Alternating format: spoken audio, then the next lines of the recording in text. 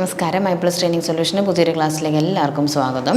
അപ്പോൾ നമ്മളിന്ന് ഡിസ്കസ് ചെയ്യാൻ പോകുന്നത് നമ്മൾ പഠിച്ച അബ്സ്ട്രാക്ട് ആൾജിബ്രയിൽ നമ്മൾ പഠിച്ച ടോപ്പിക്സുകളുടെ, അതായത് sub group, normal sub group, cyclic ഗ്രൂപ്പുകൾ, അതുപോലെ ഹോമോമോർഫിസം, ഐസോമോർഫിസം, സൈലോ തിയറം അല്ലേ, ആപ്ലിക്കേഷൻസ് ഓഫ് സൈലോ തിയറം, അതൊക്കെയാണ് നമ്മൾ ഈ ക്വസ്റ്റ്യൻ ഡിസ്കഷനിലൂടെ നമ്മളിന്ന് ക്ലാസ്സിൽ കാണാൻ പോകുന്നത്. അപ്പോൾ നമുക്ക് ഫസ്റ്റ് ക്വസ്റ്റ്യനിലേക്ക് കടക്കാം. Okay, let A and B are sub groups of A group G. എയും ബിയും സബ് ഗ്രൂപ്പുകളാണെന്ന് പറഞ്ഞിട്ടുണ്ട്. Such that A is normal in G, then normal sub group of B is.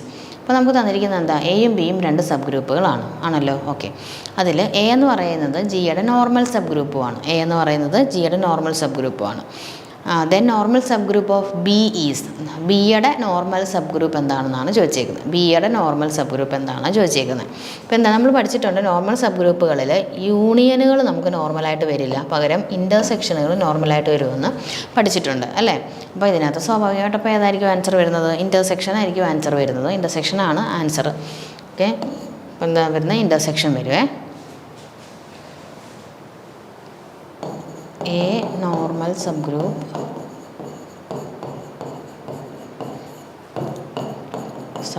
of G,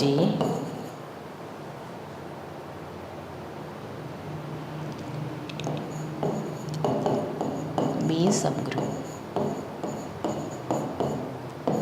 then A intersection B is the normal subgroup of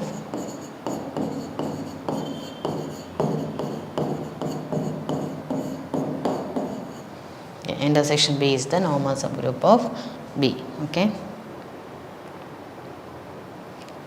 ആണല്ലോ. Okay, A എന്ന് പറയുന്നത് normal sub group of G ആണ്, B sub group of B ആണ്. A intersection B is the normal sub group of B.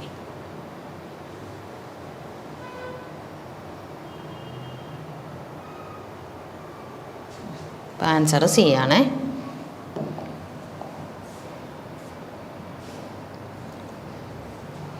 ഇനി two elements A, B belongs to G are conjugate if G belongs to G such that. ഇനി രണ്ട് elements conjugate ആണെന്ന് പറയുന്നത് എപ്പോഴാണ്? രണ്ട് elements conjugate ആണെന്ന് പറയുന്നത് എപ്പോഴാണെന്ന് നോക്കാം. നമ്മൾ ഡെഫിനിഷൻ പഠിച്ചിട്ടുണ്ട്.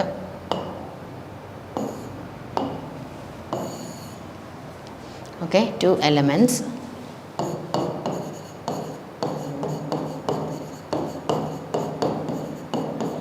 A, B in a group G are said to be conjugate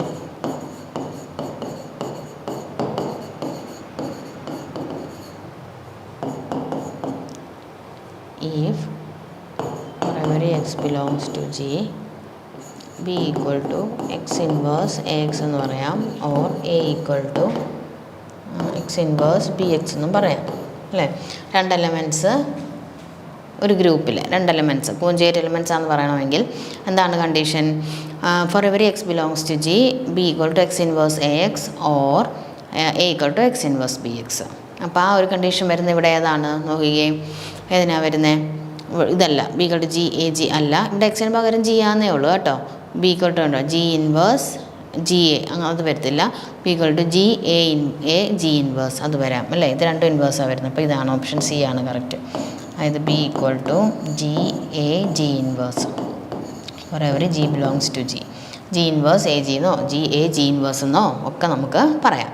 okay, അപ്പം അന്നേരമാണ് ബിയും എയും കോൺജുഗേറ്റ് എലമെൻറ്റ്സ് ആണ് പറയുന്നത്. അപ്പോൾ കോൺജുഗേറ്റ് എലമെൻറ്റ്സിൻ്റെ കണ്ടീഷൻ ഓർത്ത് വെച്ചോണം. അതുപോലെ തന്നെ കോൺജുഗേറ്റ് സബ് ഗ്രൂപ്പും ഉണ്ട്. അപ്പോൾ കോൺജുഗേറ്റ് എലമെൻറ്റ്സിൻ്റെ കണ്ടീഷൻ പഠിച്ചു വെക്കുക, B equal to G A G inverse എന്നുള്ളത്.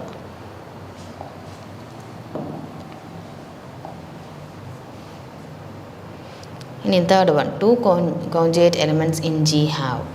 രണ്ട് കോൺജുഗേറ്റ് എലമെൻറ്റ്സ് ഇൻ ജി. രണ്ട് ഇനി എലമെൻറ്റ്സുകൾ കോൺജുഗേറ്റ് ആണെന്ന കണ്ടീഷൻ നമ്മളിപ്പോൾ പറഞ്ഞു. അതിന് ഇനി ആ രണ്ട് എലമെൻറ്റ്സിൻ്റെ ഉള്ള പ്രത്യേകത എന്തായിരിക്കും എന്നുള്ളത്.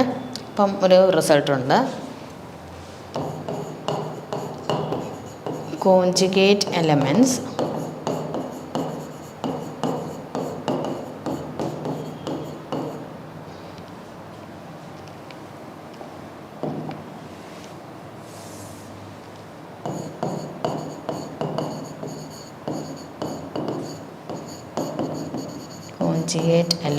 in a group G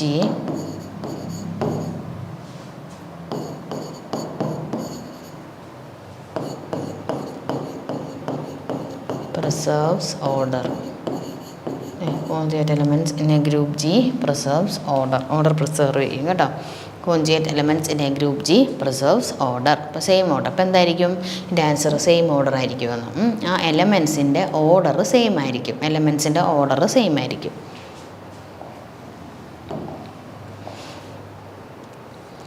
ഇനി the centre of a finite P group. എന്താണ് ഒരു ഗ്രൂപ്പിൻ്റെ സെൻറ്റർ? നിങ്ങൾക്കറിയാം സെൻറ്റർ ഓഫ് എ ഗ്രൂപ്പ് എന്താണ്? സെൻറ്റർ ഓഫ് എ ഗ്രൂപ്പ് എന്ന് പറയുന്നത് let G be a group.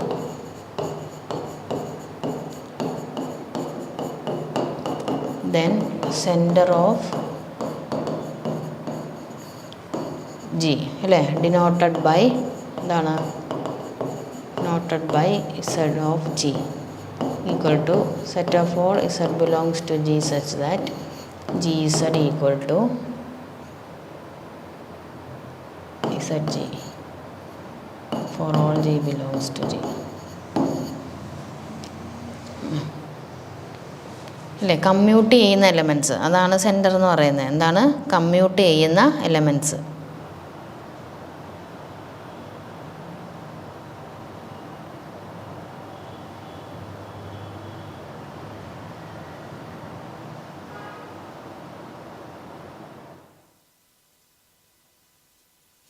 Okay, commute ചെയ്യുന്ന എലമെൻറ്റ്സ് ഇപ്പം സെൻറ്റർ ഓഫ് ജിക്കകത്തെ എലമെൻറ്റ്സ് എന്ന് പറഞ്ഞാൽ മറ്റ് എലമെൻറ്റ്സിനോടെല്ലാം കമ്മ്യൂട്ട് ചെയ്തിരിക്കും.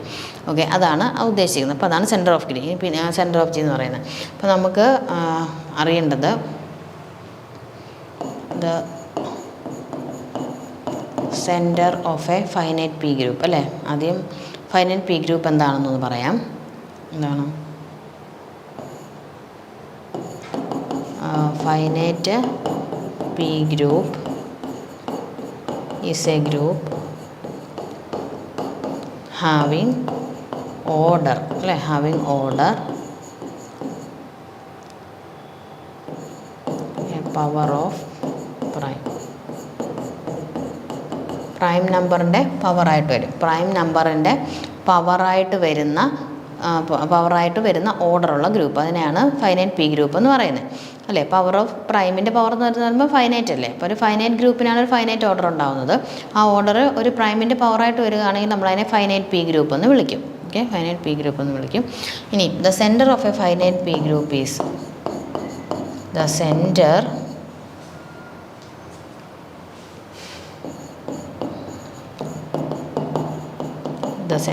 of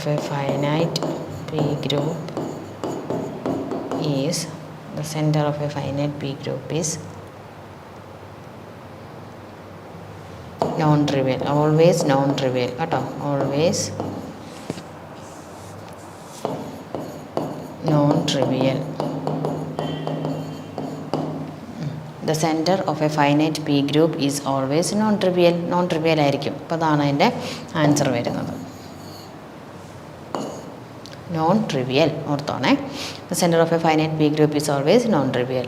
അപ്പോൾ സെൻറ്റർ ഓഫ് എ ഗ്രൂപ്പ് അറിയാം, പി ഗ്രൂപ്പ് എന്താണെന്ന് അറിയാം. The centre of a finite P group is always non-trivial. ഓർത്ത് വെച്ചോണേ.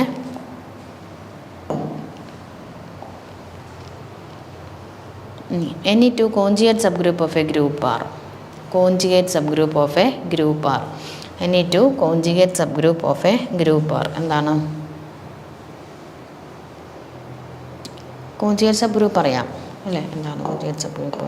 നമ്മൾ കോൺജുഗേറ്റ് എലമെൻറ്റ്സ് പറഞ്ഞ പോലെ തന്നെ.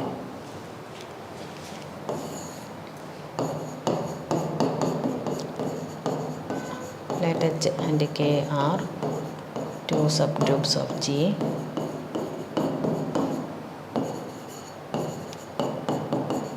Then let H and K are two subgroups of G. Then H is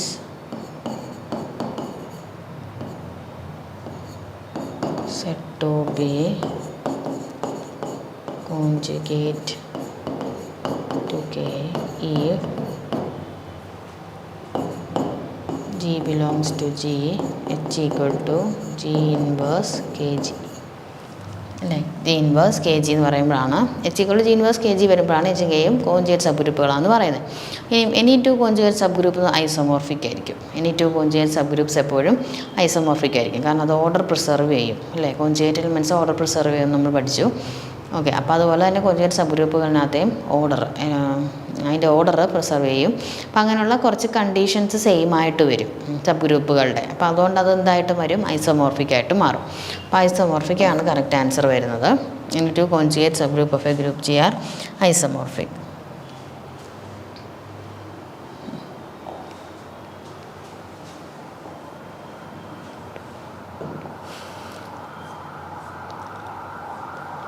okay, ഇനി every group G has dash normal sub group. എന്താണ് വരുന്നത്?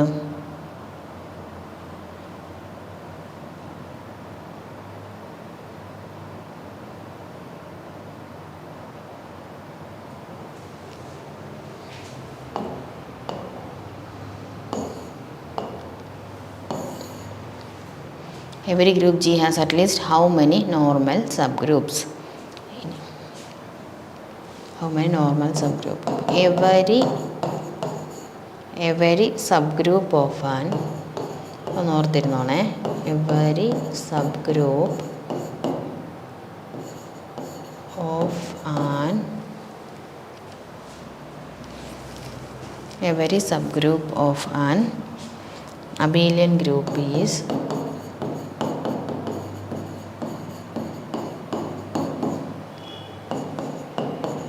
Normal. ഒരു Abelian ഗ്രൂപ്പിൻ്റെ സബ് ഗ്രൂപ്പുകളെല്ലാം നോർമലായിരിക്കും. ഇനി every group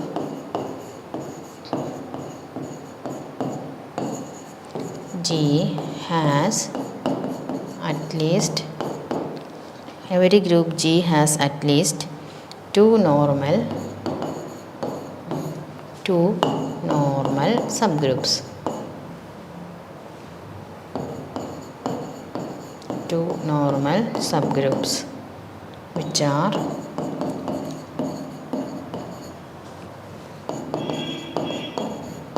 the group G itself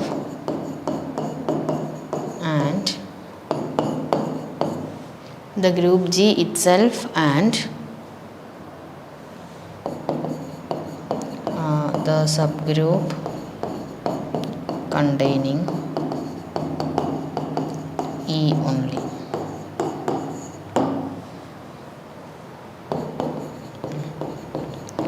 These two normal subgroups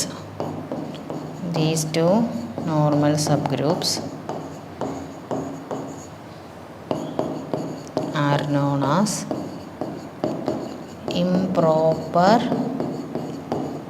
normal subgroups of G.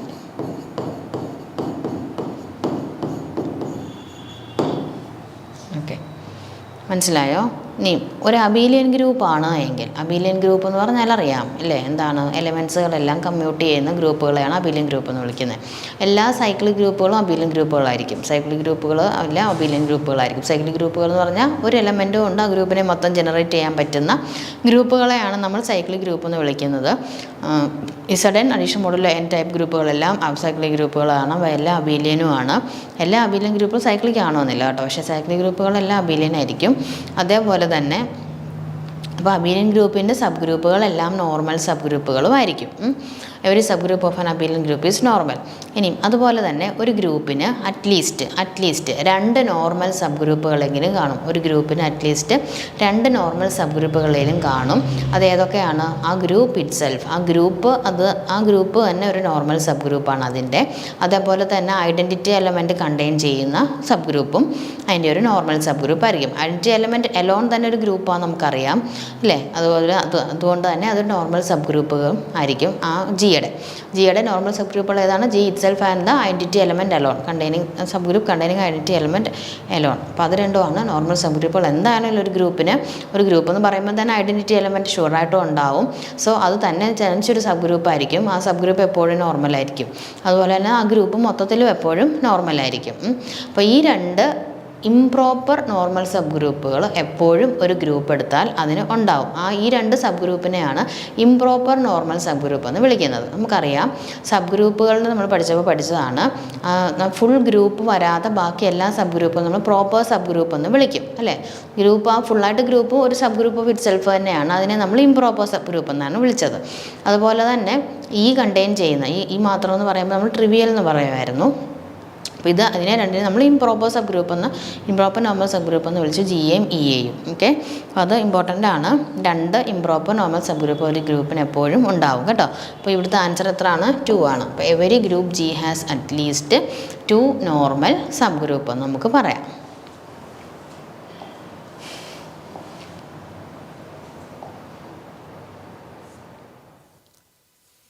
ഇനി next അതിനെ base ചെയ്തിട്ടുള്ളൊരു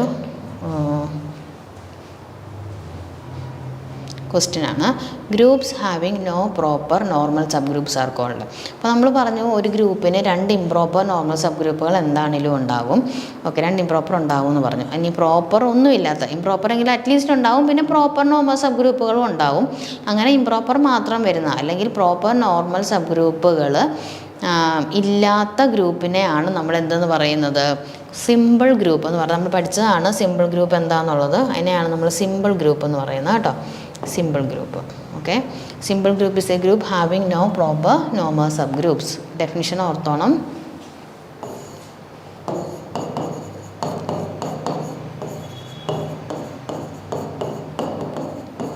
is a group having no proper non-trivial എന്നും കൂടെ നമ്മൾ പഠിച്ചിട്ടുണ്ടായിരുന്നു. non-trivial normal subgroups. Proper normal sub ഗ്രൂപ്പുകൾ ഉണ്ടാവാൻ പാടില്ല. ഇംപ്രോപ്പർ നോർമൽ സബ് ഗ്രൂപ്പുകൾ എന്താണെങ്കിലും ഒരു ഗ്രൂപ്പിനുണ്ട്. സോ പ്രോപ്പർ നോർമൽ സബ് ഗ്രൂപ്പുകൾ ഇല്ലാത്ത ഗ്രൂപ്പിനെയാണ് നമ്മൾ സിമ്പിൾ ഗ്രൂപ്പ് എന്ന് വിളിക്കുന്നത് കേട്ടോ. സിമ്പിൾ ഗ്രൂപ്പ് എന്ന് വിളിക്കുന്നത്. ഇനി അപ്പോൾ അത് definition ഓർത്തിരുന്നോണേ.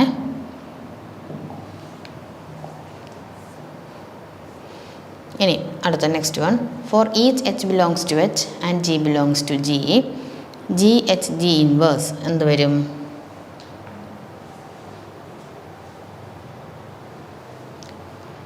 For each h belongs to h and g belongs to g, gh g inverse belongs to h, then h is.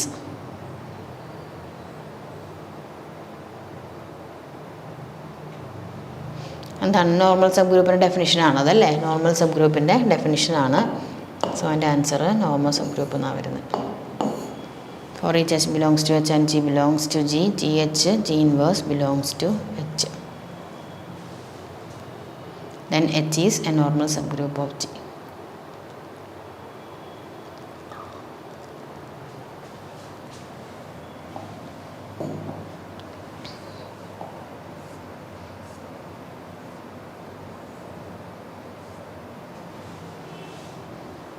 And ninth one, a subgroup in G is normal if subgroup has index. എന്താണ് index? ഒരു normal sub ഗ്രൂപ്പിൻ്റെ index എത്രയാണെന്ന് നമ്മൾ പഠിച്ചിരുന്നു. എന്താണ് അതിൻ്റെ index? 2 ആണെന്ന് പഠിച്ചിരുന്നു അല്ലേ? Sub group in G is normal if sub group has index എന്താണ്? 2. A sub group in G is normal if sub group has index. ഇപ്പോൾ ജി ഒരു ഗ്രൂപ്പ്,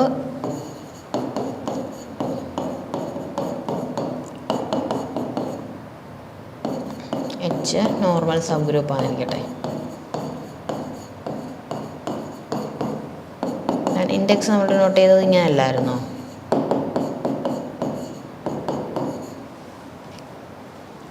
ഇൻഡെക്സ് 2 വന്നു കഴിഞ്ഞാൽ എന്ത് വരും? നോർമൽ സബ് ഗ്രൂപ്പ് വരും. അപ്പോൾ ആ എച്ച് എന്തായിരിക്കും? ഇൻഡെക്സ് 2 ആണെങ്കിൽ normal sub group, normal sub group ആണെങ്കിൽ ഇൻഡെക്സ് 2 വരുവേ.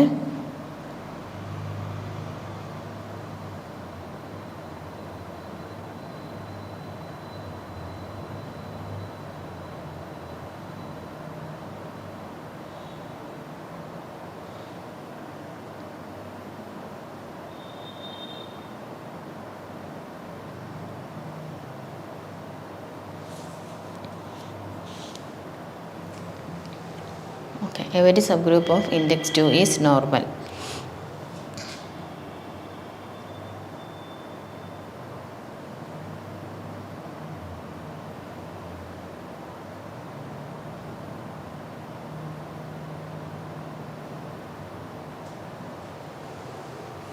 ഇനി ഇൻഡെക്സ് എങ്ങനെ കണ്ടുപിടിക്കുന്നത്? ഇൻഡെക്സ് ഓഫ് ഇത് 2 വന്നാൽ നോർമൽ സബ് ഗ്രൂപ്പ് ആയിരിക്കും കേട്ടോ. 2 വന്നാൽ if and only if condition. 2 വന്നാൽ എന്തായിരിക്കും? നോർമൽ സബ് ഗ്രൂപ്പ് ആയിരിക്കും. അപ്പോൾ ജി ഒരു ഗ്രൂപ്പ്, എച്ച് ഒരു normal sub group. Then index of the order of G by order of H ആണിത്. Order of G by order of H Lagrange's theorem. Order of G by order of H 2 ആണ് വരുന്നതെങ്കിൽ അതിൻ്റെ index 2 ആണെന്നാണ് അർത്ഥം. അതൊരു normal sub group ആയിരിക്കും H എന്ന് പറയുന്നത്.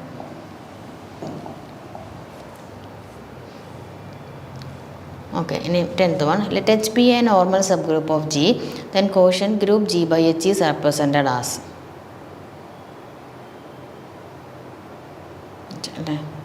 H എന്ന് പറയുന്നത് normal sub group of G ആണ്. അല്ലെങ്കിൽ അങ്ങനെ നമ്മൾ factor group, quotient group just definition നമ്മൾ പഠിച്ചായിരുന്നു അല്ലേ? ഫാക്ടർ ഗ്രൂപ്പ് അല്ലെങ്കിൽ കോഷ്യൻ ഗ്രൂപ്പ്. അപ്പം G group H normal sub group ആവണമെന്നുണ്ട്. Normal sub group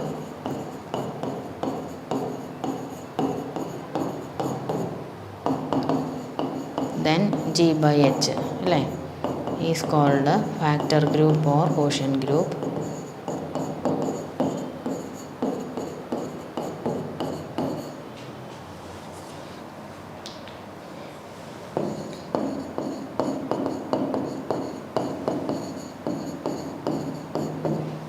It's called factor group or quotient group.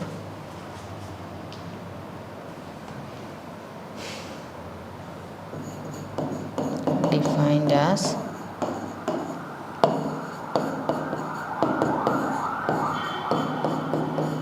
A belongs to G. A belongs to G. Okay, that's the answer. H such that A belongs to G. H such that A belongs to G. അതാണ് നമ്മൾ എന്താ വിളിക്കുന്നത്? Factor group അല്ലെങ്കിൽ ക്വോഷ്യൻ group എന്ന് വിളിക്കുന്നത്.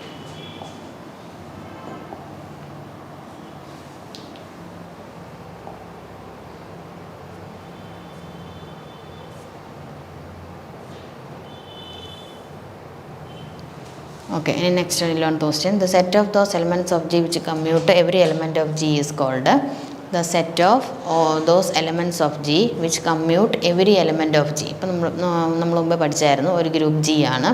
ആ ജിയിലെ ഒരു നമ്മളൊരു സെറ്റ് എടുത്തു. ആ സെറ്റിനകത്തെ എല്ലാ എലമെൻസും ജിയുടെ എലമെൻസുമായിട്ട് കമ്മ്യൂട്ട് ചെയ്യുമെങ്കിൽ ആ സെറ്റിനെ നമ്മളെടുത്ത സെറ്റിനെ നമ്മൾ എന്താണ് വിളിച്ചത്? സെൻറ്റർ ഓഫ് എ ഗ്രൂപ്പ് എന്ന് വിളിച്ചു അല്ലേ? Centre of A group. അപ്പോൾ അത് തന്നെയാണിത്. The set of those elements of G, ജിക്കകത്തെ ഒരു സെറ്റ്, കുറച്ച് എലമെൻസിൻ്റെ set which commute every element of G. അതിലെ ഗ്രൂപ്പ് ജിയിലെ ഏത് എലമെൻ്റ് എടുത്താലും ഈ സെറ്റിലെ എലമെൻറ്റ്സോട് കമ്മ്യൂട്ട് ചെയ്യുമെങ്കിൽ ആ സെറ്റിനെ നമ്മൾ എന്തെന്ന് വിളിച്ചു? സെൻറ്റർ ഓഫ് ജി എന്ന് വിളിച്ചു കേട്ടോ. സെൻറ്റർ ഓഫ് ജി എന്ന് വിളിച്ചു. അപ്പോൾ എന്താണ്? സെൻറ്റർ ഓഫ് ജി ആണ്. സെൻറ്റർ ഓഫ് ജി എന്ന് പറയുന്നത് എപ്പോഴും ഒരു നോർമൽ സബ് ഗ്രൂപ്പ് ഓഫ് ജിയും കൂടെ ആയിരിക്കും. സെൻറ്റർ ഓഫ് ജി എന്ന് പറയുന്ന ഒരു നോർമൽ സബ് ഗ്രൂപ്പ് അല്ലേ? ജിയുടെ ഒരു സബ് ഗ്രൂപ്പ് അല്ലേ? ജിക്കകത്ത എലമെൻറ്റ്സ് തന്നെയാണ് എന്തിൽ വരുന്നത്? സബ് ഗ്രൂപ്പ് സെൻറ്ററിലും വരുന്നത്, സെൻറ്റർ ഓഫ് എ ഗ്രൂപ്പിലും വരുന്നത്. അതൊരു നോർമൽ സബ് ഗ്രൂപ്പ് ഓഫ് ജിയും ആയിരിക്കും. ഇമ്പോർട്ടൻ്റ് ആയിട്ടുള്ള കാര്യങ്ങൾ നിങ്ങളും മനസ്സിലാക്കി വെക്കുക. ഇനി 12th one, if order of group is p raised to x, then each element of group has order. ഇനി ഒരു ഗ്രൂപ്പിൻ്റെ order p raised to x ആണെങ്കിൽ ആ ഗ്രൂപ്പിൻ്റെ എല്ലാ എലമെൻറ്റിൻ്റെ ഓർഡറും എന്ത് തന്നെ ആയിരിക്കും? p raised to x എന്നുള്ള ഫോം ആയിരിക്കും കേട്ടോ. If order of A group prime power, പ്രൈമിൻ്റെ പവറായിട്ട് വരുന്നതാണ് അല്ലേ? അതിൻ്റെ എല്ലാ എലമെൻസിൻ്റെ ഓർഡറും പ്രൈമിൻ്റെ പവറുകൾ തന്നെ ആയിരിക്കും. അത് നമ്മൾ പഠിച്ചതാണ് റിസൾട്ടിൽ. ഒരു ഗ്രൂപ്പിൻ്റെ ഓർഡർ പ്രൈമിൻ്റെ പവറായിട്ടാണ് വരുന്നതെങ്കിൽ അതിനകത്തെ എലമെൻസിൻ്റെ ഓർഡറും എന്താണ്? പ്രൈം പവറായിട്ട് തന്നെയാണ് വരുന്നത്. അപ്പോൾ ഇവിടെ നമുക്ക് ഇതാണ് prime p raised to x ആയിട്ട് തന്നെയാണ് തന്നിരിക്കുന്നത്. സോ അത് തന്നെ ആയിരിക്കും ആൻസർ വരുന്നത്.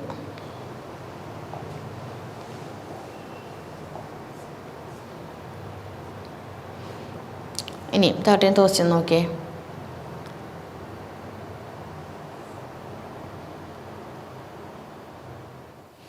If a comma b is congruent, then a is congruent to b mod n is equal to.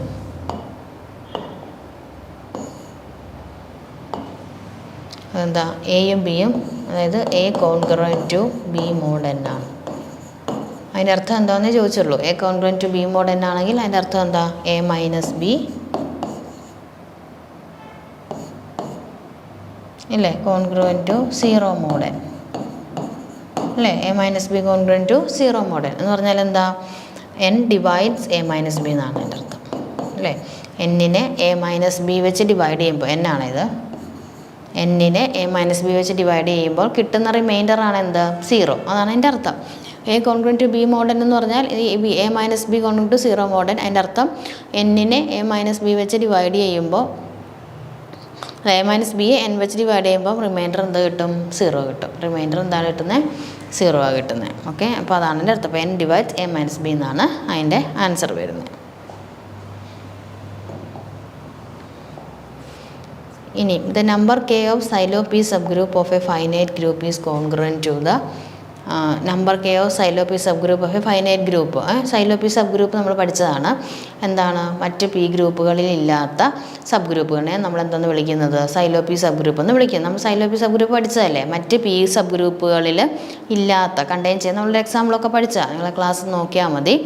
Okay, അപ്പോൾ അതിനെയാണ് നമ്മൾ സൈലോ പി സബ് ഗ്രൂപ്പ് എന്ന് വിളിക്കുന്നത്. ഇപ്പോൾ ഒരു ഫൈനൈറ്റ് ഗ്രൂപ്പിൻ്റെ സൈലോ പി സബ് ഗ്രൂപ്പ് അതിൻ്റെ നമ്പർ കെ ഏതിനോട് കോൺഗ്രുവൻ്റ് ആയിരിക്കും എന്നാണ് പറഞ്ഞേക്കുന്നത്, 1 മോഡ് പിയോട് കേട്ടോ. 1 മോഡ് പി മോഡ് 1 അല്ല, 1 മോഡ് പിയോടായിരിക്കും കോൺഗ്രുവൻ്റ്.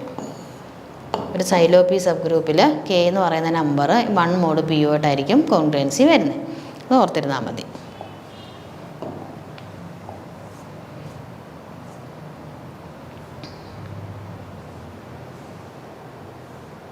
ഇനി A finite group G has A unique silo P sub group if and only if. അതെന്താ, ഒരു ഫൈനൈറ്റ് ഗ്രൂപ്പ് ജിക്ക് ഒരൊറ്റ സൈലോ പി സബ് ഗ്രൂപ്പേ കാണത്തുള്ളൂ. നമ്മൾ പഠിച്ചിട്ടുള്ളതാണ്, സൈലോ തിയറംസുകളെല്ലാം പഠിച്ചപ്പോൾ നമ്മൾ പഠിച്ചതാണ്. ഒരു ഗ്രൂപ്പിന് ഒരു silo P sub group unique ആണെങ്കിൽ ആ ഗ്രൂപ്പ് എന്തായിരിക്കണം, അതിൻ്റെ സബ് ഗ്രൂപ്പ് എന്തായിരിക്കണം, നോർമൽ ആയിരിക്കണം ഇല്ലേ. നമ്മൾ പഠിച്ചു number of Sylow P sub ഗ്രൂപ്പുകൾ ഓൺലി 1 വരുമ്പോൾ അതെന്തായിരിക്കും നമ്മൾ പഠിച്ചിട്ടുണ്ട്, നോർമലാണെന്ന് പഠിച്ചിട്ടുണ്ട്. ഇഫ് ആൻഡ് ഓൺലി ഇഫ് കണ്ടീഷനാണ്. യുണീക്ക് സൈലോ പി സബ് ഗ്രൂപ്പുള്ള ഒരു ഗ്രൂപ്പിന് എന്തുണ്ടാവും, അതിൻ്റെ ആ സബ് ഗ്രൂപ്പ്, ആ സൈലോ പി സബ് ഗ്രൂപ്പ് എന്ന് പറയുന്നത് എന്തായിരിക്കും, നോർമൽ സബ് ഗ്രൂപ്പ് ആയിരിക്കും കേട്ടോ. അപ്പോൾ എന്താണ് നോർമൽ സബ് ഗ്രൂപ്പ്, ആ ഒരു റിസൾട്ടും ഇമ്പോർട്ടൻ്റ് ആണ്. അതാണ് ഇവിടെ ഡയറക്റ്റ് ക്വസ്റ്റ്യൻ ആയിട്ട് വന്നേക്കുന്നത്. Finite group G has A unique silo P sub group if and only if H is normal. Okay, നമ്മൾ ക്വസ്റ്റ്യൻ ഡിസ്കസ് ചെയ്തപ്പോഴും നമ്മൾ തിയറി ക്ലാസ്സിൽ പറഞ്ഞപ്പോഴെല്ലാം പറഞ്ഞാണ് എന്താണ്, യുണീക്കായ 1 എന്നുള്ളൊരു നമ്പർ വരികയാണെങ്കിൽ അത് എന്തായിരിക്കും, യുണീക്കായിരിക്കും. അതെപ്പോഴും നോർമൽ സബ് ഗ്രൂപ്പ് ആയിരിക്കും നമ്മൾ പറഞ്ഞതാണ്. ഓക്കെ, അത് ഓർത്തേച്ചാൽ മതി. ഇനിയും നെക്സ്റ്റ് ക്വസ്റ്റ്യൻ നമുക്കിനി അടുത്ത ക്ലാസ്സിൽ ഡിസ്കസ് ചെയ്യാം. ഇന്നത്തെ ക്ലാസ് ഞാൻ വൈൻഡപ്പ് ചെയ്യാണ്. Thank you.